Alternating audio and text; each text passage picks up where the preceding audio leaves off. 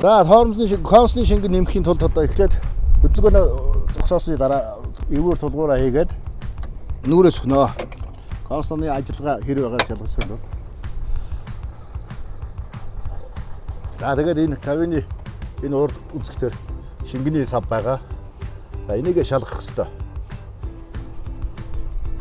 Тоос шороог сайрчна. За тэгээд энэ дээр бас адилхан ийм тэмдэглэгээ байгаа. Хэрвээ мини гэсэн дээр байх юм бол нэмээд энэ макс гэсэн хүртэл нэмэх хэрэгтэй шүү.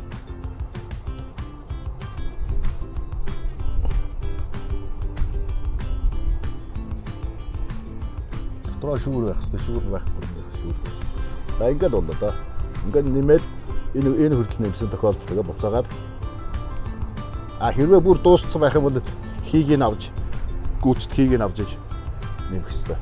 Хий орсон байвал.